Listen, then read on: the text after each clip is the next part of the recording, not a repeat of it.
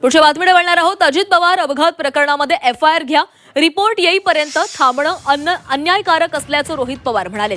सरकारकडून सकारात्मक उत्तर मिळालं नाहीये असंही आमदार रोहित पवार यांनी म्हणत खंत व्यक्त केलेली आहे। रोहित पवारांकडून घातपाताचा संशय व्यक्त करण्यात आलेला आहे। दरम्यान विमान अपघाताचा अंतिम रिपोर्ट जानेवारीपूर्वी येईल असं काल मुख्यमंत्र्यांनी विधानसभेमध्ये सांगितलेलं होतं। त्यावर बोलताना रोहित पवारांनी ही प्रतिक्रिया दिलेली आहे। एक प्रिलिमिनरी रिपोर्ट आपल्या समोर त्यांनी आणलेला आहे।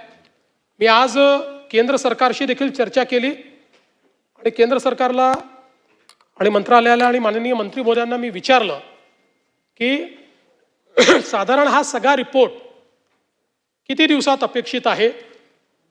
त्यांनी मला हे सांगितलं की साधारणपणे जानेवारीपूर्वी हा रिपोर्ट येईल, अंतिम रिपोर्ट जो आहे, आणि हाच रिपोर्ट सगळ्यात महत्त्वाचा आहे।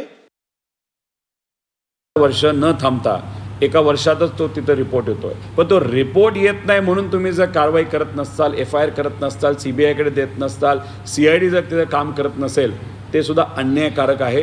त्यामुळे काल मी सुद्धा प्रतिउत्तर त्या ठिकाणी देत असताना सरकारला विनंती केली की एफआयआर तुम्ही करा, कारण का आम्हाला क्रिमिनल अँगल आहे, आम्हाला शंका आहे याच्यामध्ये काहीतरी क्रिमिनल झालं असेल, नाही तर अजितदादांच्या ॲक्सिडेंटबद्दल काहीतरी कॉन्स्पिरसी असेल, कुणीतरी मुद्दामून हा ॲक्सिडेंट घडून आणला असावा आणि ते शोधण्यासाठी एफआयआर नाही तर सीआयडी नाही तर सीबीआयकडनं ती एन्क्वायरी करणं महत्त्वाचं आहे। विमान टेक्निकल गोष्टी एआयबी करते, त्यामुळे दोन्ही तपास एका वेळेस जर तिथं होणार असतील तरच अजितदादांना न्याय आपण देऊ शकतो, पण सरकारकडनं त्या बाबतीत कुठेही सकारात्मक उत्तर आलेलं आम्हाला जाणवलं नाही।